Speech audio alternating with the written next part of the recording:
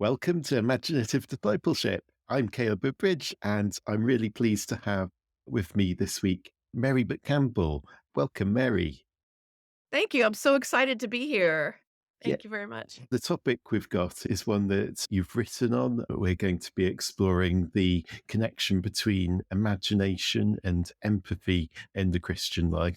What's your background? How did you come to write about this? Just to say a little bit about me, I'm a professor at Lee University in Tennessee, and my area is literature, particularly contemporary literature and popular culture, and how that relates with theology. Um, and I think what really led me to writing about this book is basically my teaching and seeing what happens in the classroom. I think I've long been aware of how reading and watching movies and listening to music and looking at visual art helped me to see from somebody else's perspective. But the significance of it didn't really register on a deeper level until I saw what was happening with my students and how I could see transformations happening. And in particular, I have an article I wrote not too long ago in particular about teaching Othello, Shakespeare's Othello, in a regular class I teach every year, and also teaching the autobiography of Frederick Douglass. Mm, And I teach in the deep South, the United States, and certainly there's still so much racial tension, and yeah. there will often be students, white students that might have come from communities where they really didn't interact with people of color very much. So reading both of those books, because Othello deals so much with racial profiling, and then also reading, of course, Douglas's narrative, I've had so many students that really had never thought, in particular, white students who had never thought about the Mm, experience of a person with darker skin being judged and having these kind of microaggressions leveled at you and overt aggressions in the case of both of those books. They just had never thought about it, and it really struck something in them. And it also, of course, with these cases I would see with Black students, it was empowering for them to be able to speak openly about these things if they mm. wanted. So anyway, I see it with all kinds of works of literature and film, but those 2 really stand out to me, and I thought, this is about a kind of spiritual formation. Every semester that I start with my general education classes, I talk for years I've done this, I talk about the importance of empathy, and I give examples of how you must use your imagination in order to put yourself in the life experience shoes of another Yeah. in order to love them more deeply. So that's just a little intro. Yeah, great. And your book is Imagining Our Neighbours as Ourselves, How Art Shapes Empathy. So that's very much the overall theme and thesis of it. I think that's really interesting and vital. I wrote an article about how Christians should think about what they watch and engage with. And often that question's approached from the question of, is it suitable? Is the content suitable? Yeah. Saying I think there's an important sense in which it's a form of listening attentively to our neighbours, and Yes. it's really helpful to have that perspective. On this podcast, I'm keen to be exploring that intersection of imagination and spiritual formation, the Mhm. role it plays in our discipleship. Why is cultivating empathy an important part of Christian discipleship? How does it fit within that frame and picture? Yeah, I'm gonna go to maybe the most extreme example. Since I've been really reading and thinking a lot more about this, I've really realized how much the idea of loving enemies is really so much at the heart of the gospel, and it really is what sets Christianity apart. Of course, there are many things that set Christianity apart, but I don't know, even those who would say they're open-minded and liberal in their understanding of loving one another, there still seems to be a kind of tribalism. Yeah. Whereas Christianity is we, in our rebellion, had made ourselves enemies to Mm. God. And the idea that Christ is the most you can't get a deeper empathy than the incarnation. And it's not possible for us to, of course, do what Christ did and to really, I mean, because he could fully understand what it's like to live like us. But our imagination, in order to try to get over that hurdle and our natural inclination, which is to label others, to dismiss others, to gravitate towards people that we're initially comfortable with, um, it really does take a intentional work of cultivating the imagination, and you use the word attentiveness. The attentiveness is really just to linger. There's such a to me, that's an act of love to linger on someone's story, to spend more time, to slow down, and I think that allows us to expand the Yeah. imagination, to think, how are they what is life like for them? And I talk a lot about the Good Samaritan Mhm. story. And there's a great MLK quote where he talks about the priest and Levite who didn't go over and help the man who had been beaten up. And he said that in their minds, it was, what's going to happen to me if I go over? It's a fear base. What's going to happen to me? Whereas the Samaritan did what we should all be doing. What's going to happen to him if I Mm. don't? And so there's a sense of kind of humility, but I think maybe we think less of ourselves if we allow space to hear the other story and then imagine life that they're experiencing. Yeah, I'm reminded of the line in the film Lady Bird where you have the Mm, exchange. Someone says to her, "Oh, you really seem to love the community that she's in." And she says something like, "Oh, no, I just pay attention." And the person mm. replies to her, "Don't you think attention and love are the same thing?" And I think that's a really interesting thing. Would you go so far to say that in the act of imaginatively putting ourselves in other people's shoes, there is in that some kind of echo of the incarnation, how Christ as God became a human, became one of us to bridge that gap between us? Yeah, that's a really good question. I think it echoes Christ's most perfect and complete act of empathy. Just the way that when we create, we're echoing the most perfect and whole act of creation, that when God started the world and created the world, I feel like we're called to, in loving our enemies, to me, I feel like the only way that we can really do that is through imagining Mm. what it's like to be them and rather than objectifying them. And I guess, yes, so that is echoing Christ. I'm just thinking on the cross when Christ says, they know not what they do. And it's like he knows the whole story. He knows why they're doing this. He knows there's a sense that he is, yeah, I'm thinking about Christ with the woman at the well. He knows her story. And rather than dismissing her, banishing her, he empathizes with her or he Mm. loves her. I don't know if I'd use empathize there, but he loves her. Just on that, in terms of defining terms a bit, how would you define empathy then? What's the relationship between love and empathy? Just I th- distinguish those. I think empathy, sympathy, and these terms have flipped in their meaning over Yeah. the years, so it's interesting. But the way we think of it now generally is sympathy is you feel sad for someone, and it seems to still keep a power differential. There Mm. could be a kind of condescension there. Whereas empathy is allowing yourself to feel as the other person feels. So you're on the same plane. Yeah. Thinking about, uh, I don't know. So an example to me was in I don't know if you've watched have you watched The Chosen? No, I've been hearing good things about it. I've actually just downloaded the app onto my Apple TV with so I can watch it on my TV set at some point. But Yeah, do yeah. you recommend it? Oh, I do. Yeah, I really love it. So you can look for this in the last episode of the first season.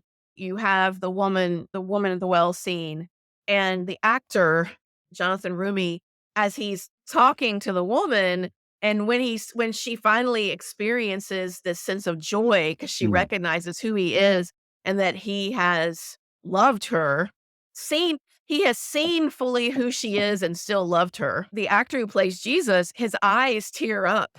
And I heard an interview with him, and he says every time they filmed it, it wasn't part of the script that it would happen. And even when he was talking about it in interview, it happened. And he said, "But I like to think that Christ himself, his eyes he would have teared up because feeling her joy and Yeah, that yeah, switch from where she felt so worthless and she felt like she would be judged and she felt such a almost a kind of self-hatred and shame, and then that joy, that deep love and joy."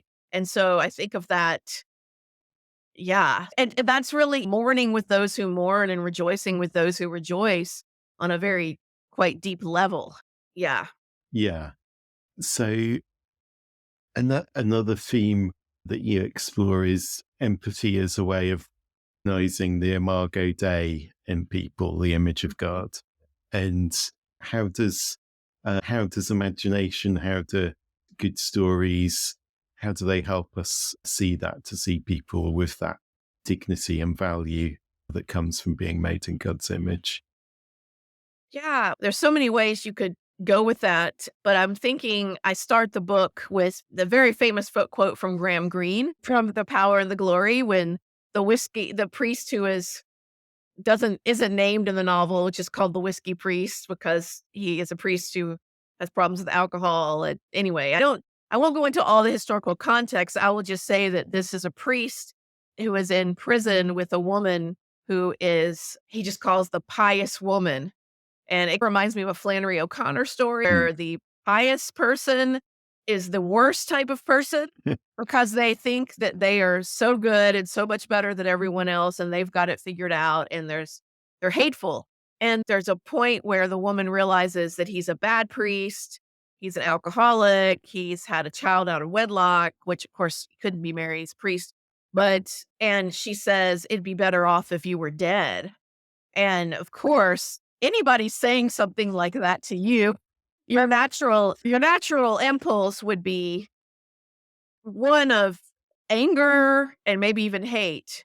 And it's at that moment where the whiskey priest slows down and he says, "It's really important that when you look closely at someone's face, you begin to pity them."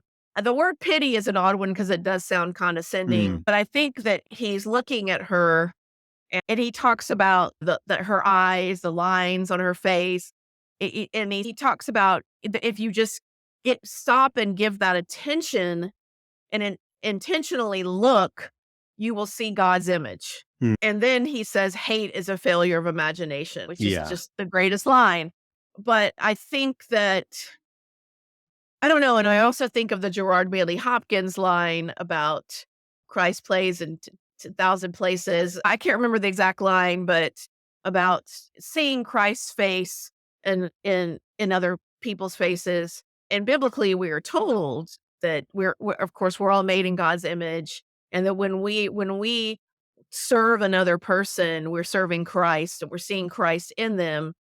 And so, again, it's that attentiveness. I think it's slowing down and intentionally looking because, of course, the human condition is just so tangled up.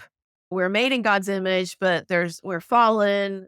And if you mm. believe in depravity, I believe in depravity, and all of this. And it's so easy to just focus on the depravity. Yeah, And so the idea of slowing down and intentionally looking for that we have a likeness yeah, to one another with anyone that we're talking to because of God's image in us, that there's a glory and a beauty and a dignity and a value regardless of what they ever do.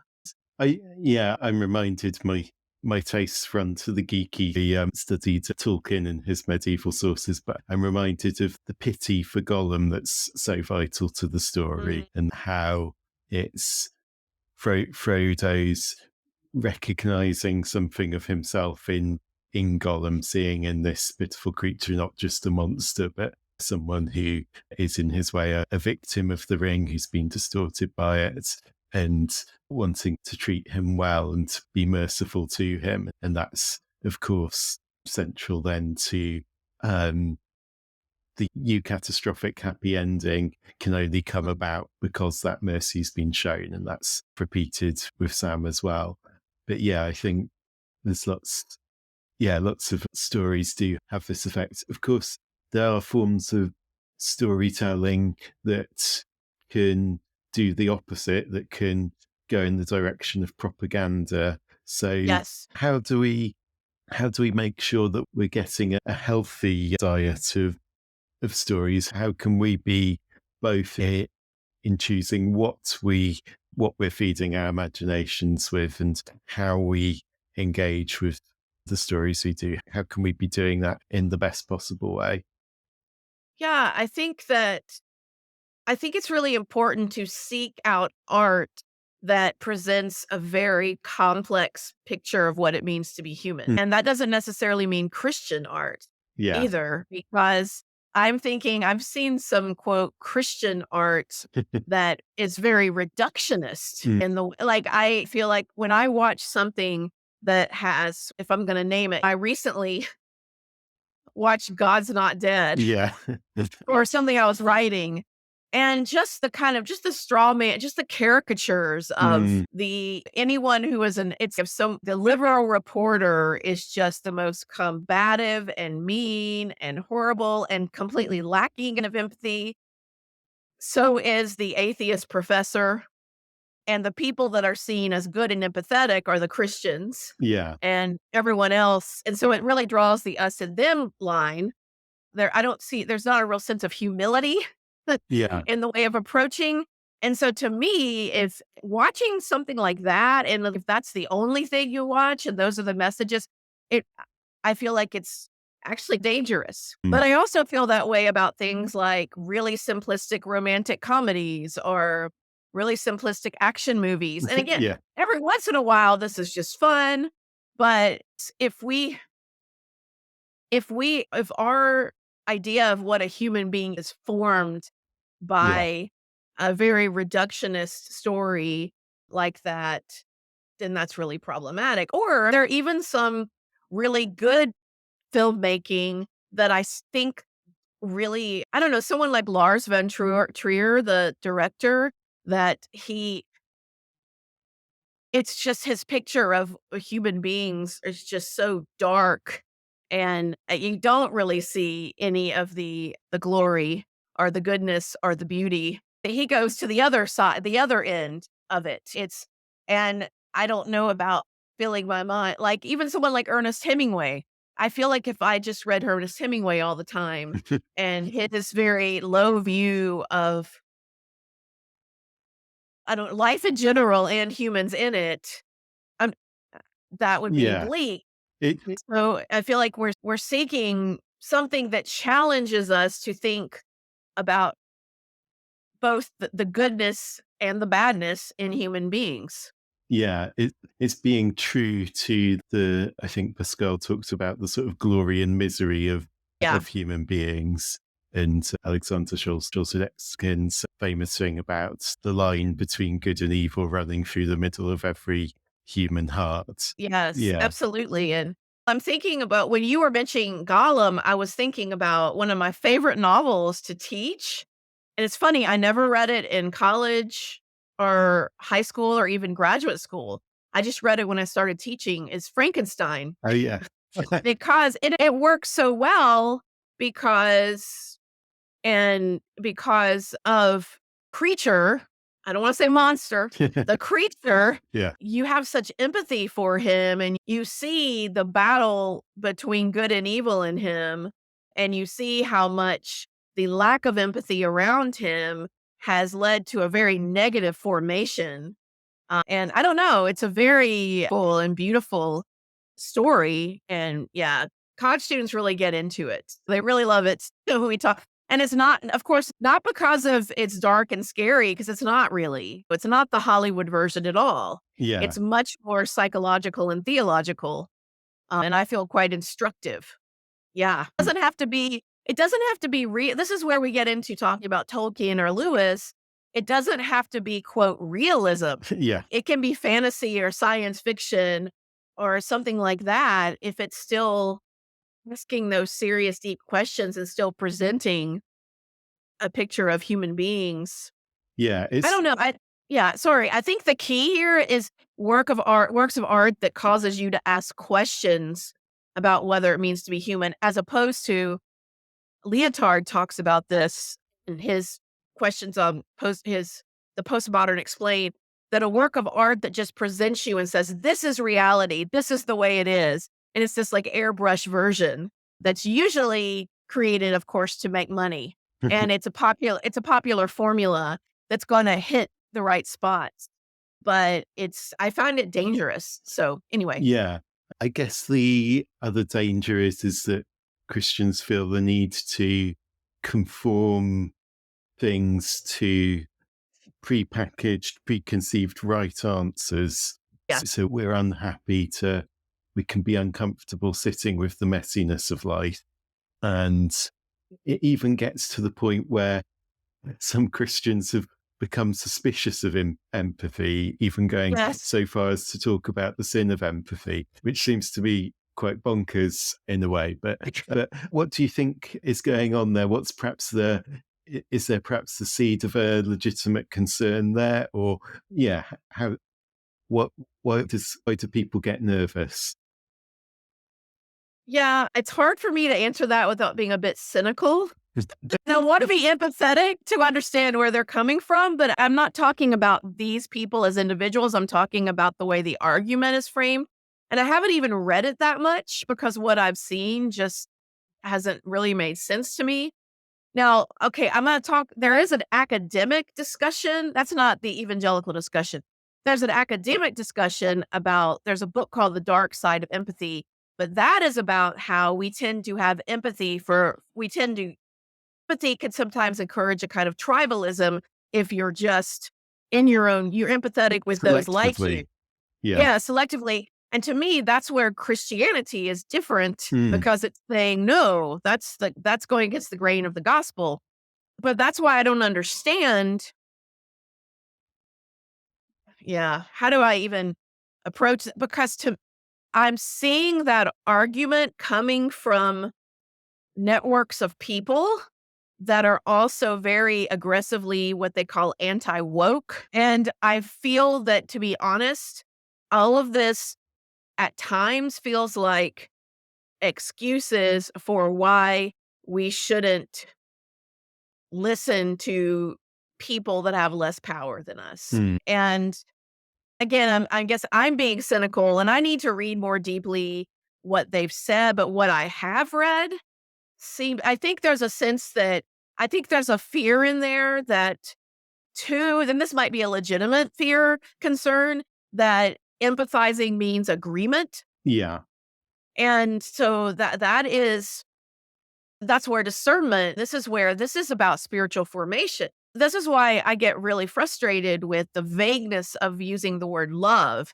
especially in like progressivism, forms of progressivism and liberalism, and just love is love. And I'm like, what is love? And I don't, that this is, I think that yes, we are called to love everyone, but loving doesn't always mean full agreement. And in fact, if you fully agree with everyone, even if you think what they are doing is sinful or hurtful to them, then is that actually loving? So I do think there's a legitimate mm, concern but to me, that's not really empathy because empathy comes from a strongly formed core where you know who you are.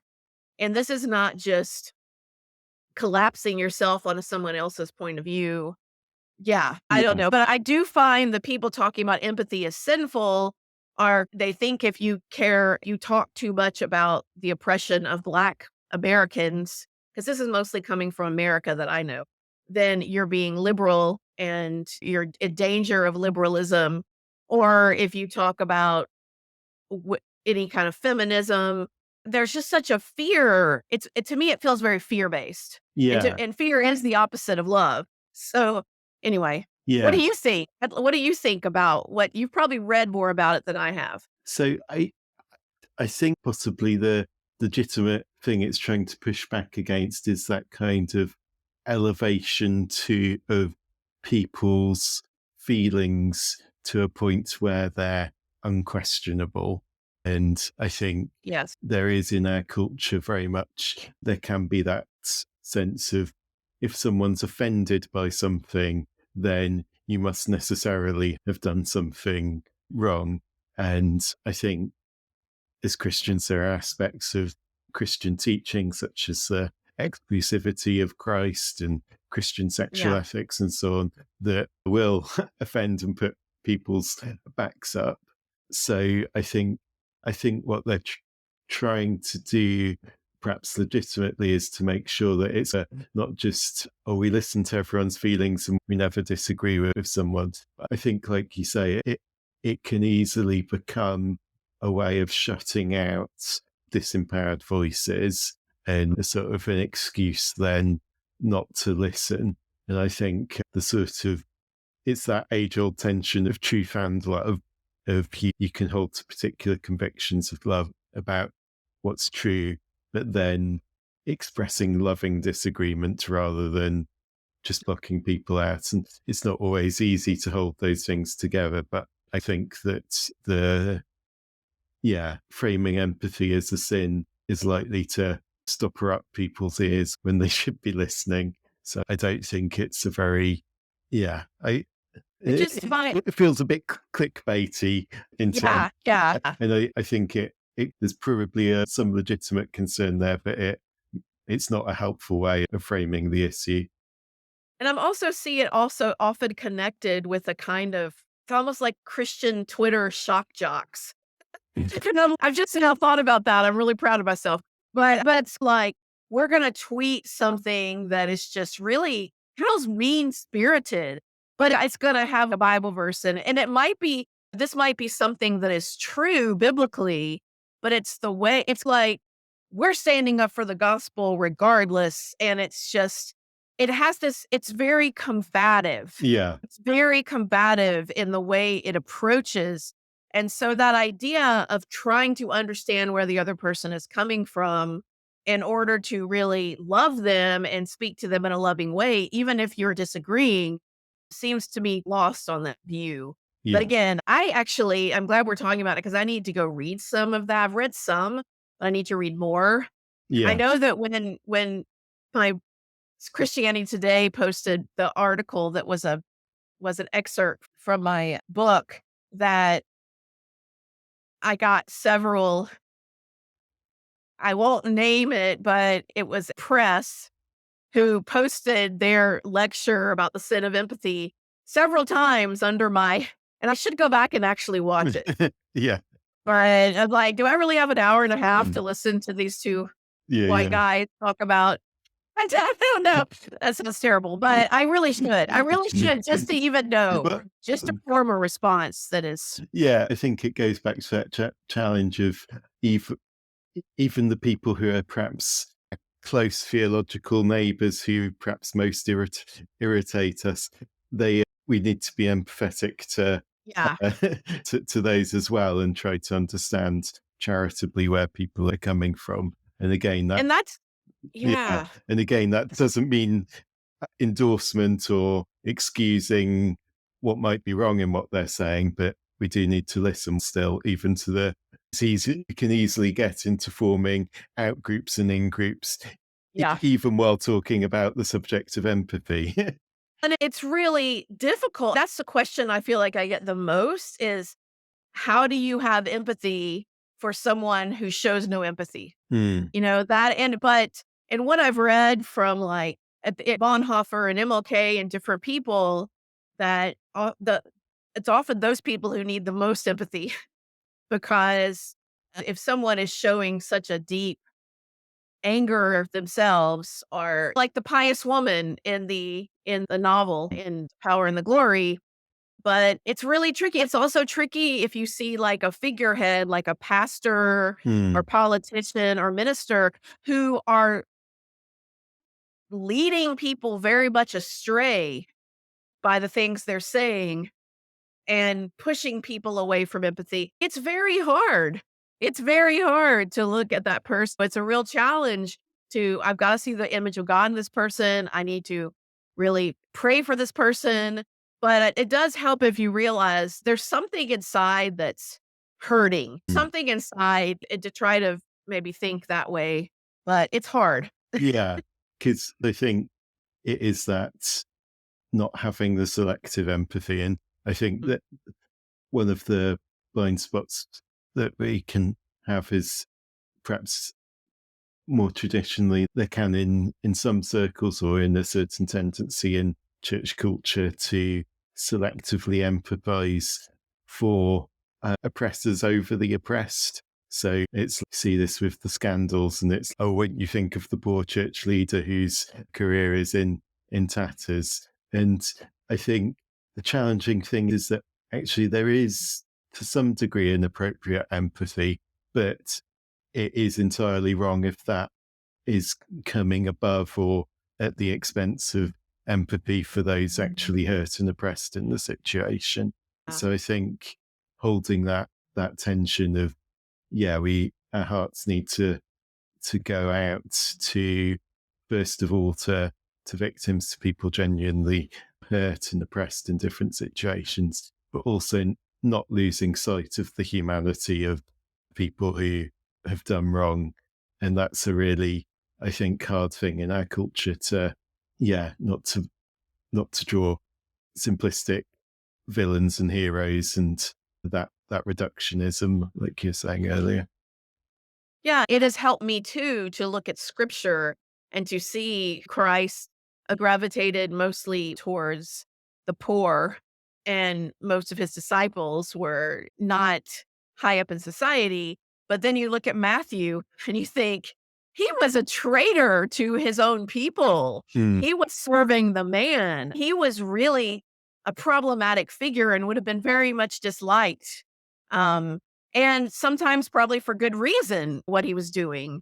But then Christ chose him, and you think of Zacchaeus, and you think of the Roman centurion, and you think of those who had positions of power and had gotten that power even maybe through bad ways. Saul, my gosh, Saul fall. yeah. And it just shows that we have to be humble enough to recognize that God can transform anyone. Yeah, it's the Um, miracle of grace, the scandal of yeah. grace. Scandal of grace, yes, exactly. One of the things I know that you have in your background is that you were right in residence at L'Abri Fellowship over here in England, which is a place that's very Yes. dear to my heart as well. Yes. I wonder whether you've got any thoughts on the place that community plays, because L'Abri is a rich place of Christian community. And is there anything from your experience there, maybe, or more broadly, just in terms of the role that community plays in developing empathy? Yes, so much. I feel like a large part of the way I think about art and the world and God has been because of Labrie. The first time I went to Labrie was like 1995. So I've never been to any other Labrie, but I've spent so much time at English Labrie. And yes, there was one summer I was there as like writer in residence. And I also went there when I was finishing my dissertation. Mm, I've spent so much time. And so I'll just say I'll get to the community thing in a minute. I'm just thinking this relates to community, but one thing that has truly transformed my understanding of art and engaging with art, and that I bring into the classroom, which relates to empathy, is I think it comes from Ellis Potter oh, yeah. when he talks about art. Art is a conversation, it's not an act of consumption. And so from that, every beginning of semester, I tell students in my general education classes, I want us to remember that these authors are made in God's image and that we're having a conversation with them. I was about to say, I don't like it when people just say I do or don't like something, but I just don't. But I often say, don't say or not dislike. Tell me what are they saying and what is your legitimate reaction. So that's very helpful, and I think that really has helped me think empathetically and graciously and hospitably about the act of reading and engaging the arts. So that's a huge thing from Labrie. But also just this, Labrie is formed around community. At the very heart of it is the lunch table discussions Yeah. where anyone can have, I don't know if people are familiar with Labrie, but you sit it, it's usually about an hour and a half, and you're at a table with, I don't know, 10, 15 people. And anyone at the table can come up with a question and nothing is off limits. And then we all discuss that question. So I'm even thinking about that very act of attentiveness, that you're taking someone's question and talking about it for an hour and a half. Mm. And that's such a loving thing to do, just to that one student, that one person who has the question. And so just that specific focus, that trying to listen to one another and what each other is saying as opposed to just focusing on your response. It really taught me a lot. I'm not sure I always model that. Yeah. I get very excited and talk, but that I learned a lot from that. I also, just the feeling of community, it's just a way of looking at, you go in and you meet these people and you form quick judgments of the people you meet. And then if you're there for a month living with people and you discover like there's such a beauty and glory to who Mm. they are. There's also dark sides, right? And it's just living in that community. And I remember once, after being at Labrie like for a month and I hadn't really gone anywhere else, and I went to London and I was on the tube and I was like looking around. I just felt like I had new eyes, and I was looking around and thinking, every person in this train has a universe inside of them. Yeah. And how amazing is that? Like, I was just in awe of people Okay. because Maria felt fostered that in me to really look at other, yeah, the whole Francis Schaeffer Glorious Ruins thing. Yeah. I mean, really living in community like that helps you to see that, I think. And it's the amazing thing about how people are bigger on the inside, like Yes, Doctor Who's TARDIS or the Wardrobe to Narnia. Yeah, people contain whole worlds inside them. And yeah, I think that's an amazing thing. absolutely. Yeah. So I think just in terms of our listeners, in terms of cultivating empathy, drawing on good, good stories and good art to do that, are there any particular or particular books or other works of art that you would recommend? Here's what you can do in the next week to do something with this. Oh, no, let me think if I, books. Or could be film or music, or so. Oh, okay. Is there something perhaps that has had a real impact on you recently? Yes. Yeah. I was just, there's so many. And when you said books, I didn't know, as like, is there a particular book on empathy that I've read? I've been reading a lot of more theology on loving enemies that's been Hmm. very helpful to me, like Bonhoeffer, like MLK Strength to Love, Kierkegaard's works of love. I've been thinking about those. But as far as something that has there's so many, but one that has really impacted me, and 'cause I don't know if you know this, but my friend Joe Kikasola and I are also starting a podcast. Yeah. Yeah. Now I feel terrible. I'm like, "Hey, let me promote my podcast on your podcast." But Next question was going to be, where can people stay connected and hear more from you? oh, yes. But we interviewed the director of the film Sound of Metal. Ah.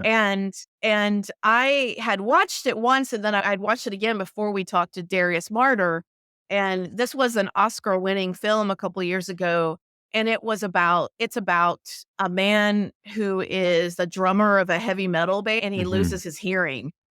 And it really places you on the inside of, first of all, the loss of hair, the trauma of that. He's also an addict, and there's a real connection between, the whole thing is about the human desire to want to try to control. Mm. It's very powerful, but it also places you on the inside of the deaf community when he goes to, it's like a AA group, a support group that lives in a house, but they're all deaf, and how much he doesn't want to be a part of that. He wants to go get a cochlear implant and go back to his life. But wow, it was mind blowing. It was almost hard to watch initially, just to see and to think about what would it be like if that happened to me. What if just one day I woke up and I couldn't hear? or I couldn't see. And so that was very powerful, but it really just even it wasn't was of course it was the acting and it was the script, but also the use of sound. Mm, It was on so many different levels. It plunged you into his experience. yeah. And it's very powerfully done. And it turns out the director is not deaf, but his grandmother went deaf like overnight because Mm, of an antibiotic that she took. And so he is even relating to this experience of what is that like. So that's something I'd recommend and you can watch it. Well, in the US you can watch it on Amazon Prime. I don't know in the UK, yeah. but I'm sure it's easy to watch because it was an Academy Award film. So that's one I would recommend that I've engaged with recently. Great. So, yeah, and just as we wrap things up, how can people be connected with you? What's the podcast going to be called? Or Yes, the podcast, which should hopefully come out soon. We're still working on we've interviewed a lot of people, but it's called The Empathetic Imagination. it's Where we can put yours and mine side by side, we can refer each other. The empathetic imagination, and we're asking all these different people how they define empathy, and it's in different ways. It's related to arts, but we have psychologists, pastors, different individuals. And I have a newsletter called The Empathetic Imagination that goes along with that, like a Substack. And of course, the book, which you can find anywhere that you find books, Imagining Our Neighbors of Ourselves. And if you just look up my name, you'll find my website, which has other articles and things. Yeah. So, yeah, I'm around. thanks very much. And yeah, I think that's a real reminder and inspiration. I'm reading the book at the moment. I hadn't quite made it to the end before this, but there's a real, yeah, wonderful insights and yeah, clarity of thinking. So I'd recommend that to all our listeners. Thank you so much. I really appreciate that. Thank you for taking time with it and for recommending it. Yeah, so thanks. It's been a real pleasure to have you on, and yeah, all the best with your podcast. It sounds like there's good overlap, so perhaps there will be chance to um, collaborate again in some ways. Yes. Yeah, stay tuned. But Yes. Thank you so much. great, and thank you also to our listeners. We hope you've enjoyed this discussion and that it will help you in the pursuit of empathy as part of your discipleship in terms of loving our neighbours more deeply. Thanks for listening, and do let us know what you think. Leave a comment or review, and yeah, it'd be great to get some conversation going more broadly. Thanks, Mary, and thanks to you, our Thank you. listeners. Bye bye.